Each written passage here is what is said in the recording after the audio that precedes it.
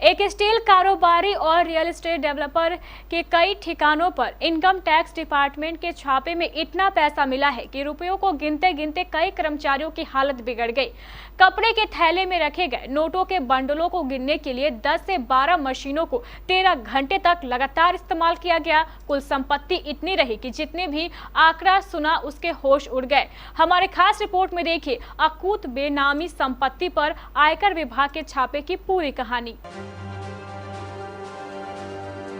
आपने आयकर विभाग के कई छापों के बारे में आज तक पढ़ा और सुना होगा, लेकिन इस बार इनकम टैक्स डिपार्टमेंट के द्वारा मारे गए छापे में इतनी अकूत बेनामी संपत्ति मिली है कि जिसे देखकर विभाग के अधिकारी कर्मचारी भी हैरान रह गए।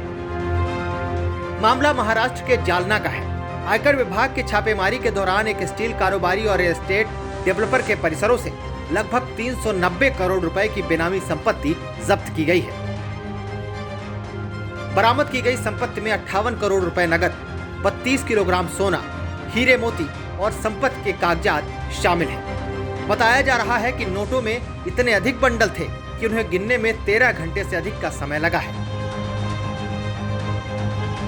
बता दें कि आयकर विभाग ने यह कार्रवाई 1 से 8 अगस्त के बीच की है। हालांकि अभी और भी जगह छापेमारी चल रही है।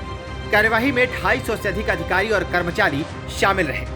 आयकर विभाग ने अपनी टीमों को 5 अलग अलग भागों में बांट रखा था और छापेमारी के लिए 100 से ज्यादा वाहनों का इस्तेमाल किया गया।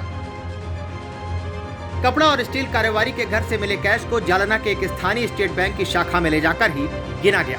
हालात यह रहे कि बुधवार सुबह 11 बजे से कैश गिनने का काम शुरू हुआ और रात करीब 1 बजे तक 10 से 12 नोट गिनने की मशीनों के द्वारा लगातार कैश गिनने का काम जारी रहा।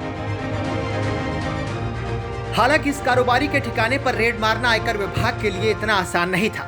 इसके लिए विभाग ने दुल्हन हम ले जाएंगे स्टिकर वाली गाड़ी का प्रयोग करने का गजब प्लान बनाया है, जिसके तहत आयकर विभाग ने रेड को बेहद गुप्त रखा और अपनी गाड़ियों पर दुल्हन हम ले जाएंगे नाम के स्टिकर चिपकाए, जिससे यह पता चल सके कि यह गाड़ियां किसी की शादी में जा रही हैं।